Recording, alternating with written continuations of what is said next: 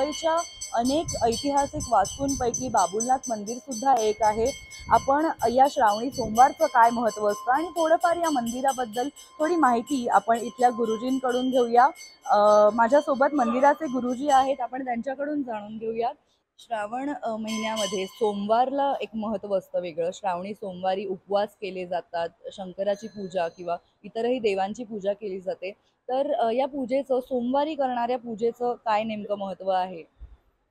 ऐसा तो देखो, भगवान शिव की पूजा तो हर मास करनी चाहिए, मगर इनके पीछे एक सोमवार का एक कथा ऐसा है कि दक्ष की 27 बेटियां थी। इसमें से रोहिणी को चंद्रमा चंद्रमा को 27 बेटियां उनको ही अर्पण कर दिया पत्नी के रूप में। और इसमें चंद्रमा रोहिणी को ही बहुत महत्व देते थे। तो बाकी के जो 26 बेटियां थी दक्ष की, वो उन्होंने अपने पिता को स्वीकार किया कि ये चंद्र जो है हमारा पति है, हमको कुछ महत्व देता नहीं है। तो दक्ष ने आकर चंद्रमा को उनको शिक्षा देने की बात किया, अगर तुम ऐसा करेंगे बार बार तो मैं हम तुमको शिक्षा देंगे। बाद में चंद्रमा ने कुछ ध्यान नहीं दिया। बाद में दक्ष को जैसे वापस बेटी आकर स्वीकार किया, तो दक्ष ने क्रोधित होकर चंद्रमा को शाप दे दिया, तुमको क्षय रोग प्राप्त हो। और क्षय मतलब बाद में भगवान ने वो क्षय रोग दूर करने के लिए चंद्रमा भगवान भोलेनाथ के शरण में गए। और सौराष्ट्र की भूमि पर भगवान सोमनाथ महादेव मंदिर, वो चंद्रमा ने भगवान भोलेनाथ को वहाँ प्रकट किया। वो ज्योतिर्लिंग के रूप में भगवान शिव प्रसन्न हो गए, प्रकट हुए। भगवान ने एक व्यवस्था बना दी कि भाई 15 दिन तुम क्षय से रोगित होगे और 15 दिन तुम्हारी वृद्धि होती रहेंगी, तुम ठीक सर्व हो जाएंगे। तो ये सोमवार का भगवान चंद्रमा ने भोलेनाथ को 16 सोमवार में सोमवार का महत्व इसलिए भगवान हम ज़्यादातर भगवान ज्योतिर्लिंग, पहला ज्योतिर्लिंग है सोमनाथ।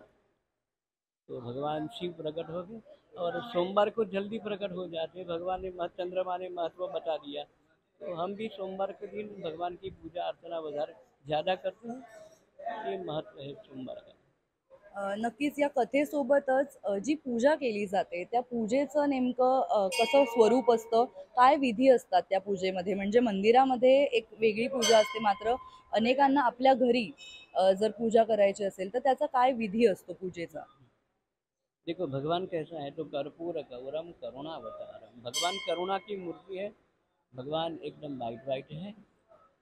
भगवान का ध्यान करना चाहिए। विधि तो ऐसी बताई है कि भगवान का ध्यान करना चाहिए, भगवान को आसन देना चाहिए। जो पूरा ब्रह्मांड जिसमें समाया हुआ उनको क्या आसन दे, मगर एक भाव है कि हे प्रभु, हम ये आसन के रूप में हम आपको आपल देते हैं।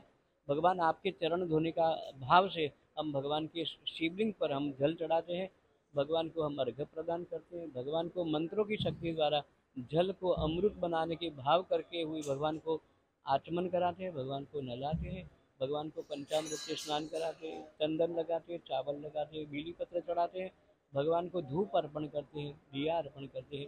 ये प्रभु हमारे भीतर में जो अंधकार रूपी अज्ञान है वो आपको ज्योति के रूप में समर्पित करते हैं। ऐसे भगवान का जो हम भगवान को अक्षत चढ़ाते हैं, तो चावल चढ़ाते हैं, तो भगवान हमारे को हमको आयुष्य की वृद्धि करते हैं भगवान भोलेनाथ। तो जैसे फूल चढ़ाते हैं तो भगवान भोलेनाथ हमारा जीवन सुवासित बनाते हैं, आनंदमय बनाते हैं।